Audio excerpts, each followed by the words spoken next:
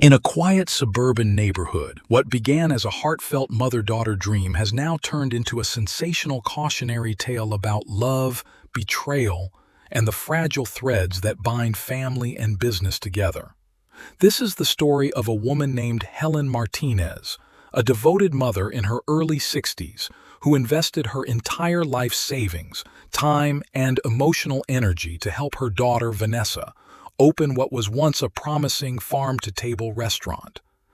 Helen had spent decades working long hours as a nurse, saving every spare penny and dreaming of a better future for her only child. When Vanessa, a talented chef with an eye for artisanal cuisine, pitched the idea of opening their own restaurant, Helen didn't hesitate for a second. She sold her house, liquidated her retirement funds, and even took out a small business loan under her name, all to help Vanessa turn her culinary vision into reality. The restaurant, named Harvest Moon, quickly became a local favorite, drawing crowds with its seasonal menu, organic produce sourced from local farms, and a warm, welcoming ambience that felt like an extension of Helen's own kitchen. For the first 2 years, things seemed perfect. Helen handled the front-of-house duties, greeting guests like family, while Vanessa dazzled diners with her creative dishes in the kitchen. The bond between mother and daughter appeared unbreakable. They shared laughter, tears, and the inevitable stress that comes with running a new business. But beneath the surface, tensions were simmering. Helen, by nature nurturing and accommodating, sometimes overlooked the financial missteps Vanessa made. The restaurant was expanding rapidly: new patio seating, costly renovations, and an ambitious catering arm, but profits weren't keeping pace with the expenses. Helen began to worry when she noticed unpaid invoices piling up and employees whispering about bounced paychecks.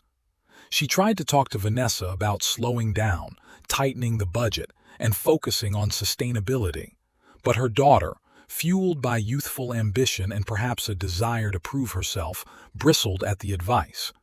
Gradually, what had once been respectful disagreements turned into heated arguments.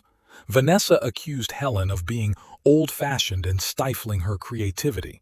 Helen felt hurt and unappreciated, wondering how the little girl who used to tug at her apron strings could now treat her like an obstacle. Things reached a breaking point when Helen discovered that Vanessa had quietly signed a partnership agreement with an outside investor, a slick businessman named Carter Malone, without her knowledge. Carter offered a cash injection to help expand Harvest Moon into a second location in the city's trendy downtown district. But there was a catch. In exchange for the investment, Carter demanded a controlling stake in the business.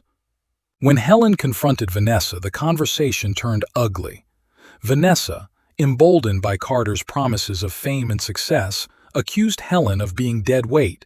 She said the restaurant needed a more modern, professional approach, free from the sentimental meddling of a retiree. Despite Helen's protests that she had poured her life into this dream and that she legally owned a majority of the business, Vanessa and Carter found a loophole. They staged a hostile takeover, forcing Helen to step down under the guise of creative differences. One rainy evening, after a grueling 12-hour shift, Helen was handed a letter from the restaurant's new lawyer. It coldly informed her that her services were no longer needed and that she was banned from the premises to prevent disruptions to daily operations. She was devastated. Not only had she lost her investment and livelihood, but she felt she had lost her daughter too. Word of the feud spread quickly through the local community. Patrons who once adored the mother-daughter team were shocked and divided. Some sided with Vanessa, arguing that young entrepreneurs should have the freedom to grow and innovate, while others rallied around Helen, horrified that a mother could be so unceremoniously discarded from her own dream. Social media blew up with hashtags like #TeamHelen and #BoycottHarvestMoon. A local journalist picked up the story, turning it into a viral article that ignited a firestorm of debate about family, loyalty, and the perils of mixing business with personal ties. With nowhere to go, Helen moved into a modest apartment paid for with the last of her savings. She spent sleepless nights replaying every argument in her mind, wondering what she could have done differently. Meanwhile, the second Harvest Moon location opened with much fanfare, a sleek, modern space that felt nothing like the cozy eatery Helen had poured her soul into. But the new restaurant struggled. Without Helen's warm presence and loyal customer base, the vibe felt cold and corporate. The original Harvest Moon began to suffer too.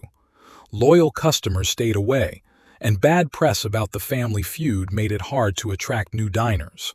Employees started quitting, frustrated by the cutthroat new management style. Vanessa, once so full of ideas, now found herself overwhelmed, trying to juggle two locations with a partner whose main interest was profit, not passion. Carter, unsurprisingly, began pushing for more cost-cutting measures, cheaper ingredients, layoffs, and aggressive franchising that stripped the restaurant of its unique charm. Seeing her daughter's dream crumble was bittersweet for Helen.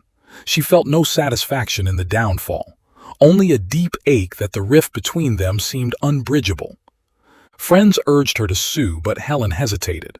She didn't want to destroy what was left of Vanessa's career. Then, one day, she received an unexpected message from a former Harvest Moon line cook named Marco. He had always admired Helen's dedication and kindness and suggested they start something new together. A pop-up dinner series featuring local produce and comfort food, hosted in community centers and gardens. Hesitant at first, Helen agreed, thinking it might be a way to heal and rebuild. Word spread quickly that Mama Helen's Kitchen was back, and loyal customers flocked to the pop-ups, eager to taste her cooking and offer their support. Meanwhile, Vanessa's partnership with Carter deteriorated rapidly. With dwindling profits and mounting debts, Carter pulled his investment, leaving Vanessa scrambling to keep both restaurants afloat. Desperate, she reached out to Helen, asking for help. The reunion was tense and awkward. Helen listened as Vanessa tearfully admitted she had been wrong.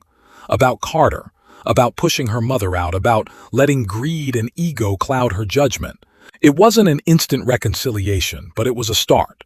Helen agreed to meet with Vanessa's creditors to negotiate, on the condition that Vanessa step back and allow her mother to guide the business back to its roots. Together, they worked to close the failing second location and refocus on the original Harvest Moon, transforming it once again into the warm, family-friendly space it was meant to be.